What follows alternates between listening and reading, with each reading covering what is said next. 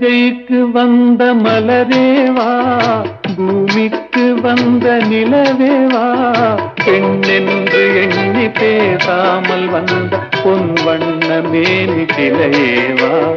பூஜைக்கு வந்த மலரேவா, பூமிக்கு வந்த நிலவேவா, பெண்ணென்று எண்ணி பேசாமல் வந்த பொன் வண்ண மேனி சிலையேவா.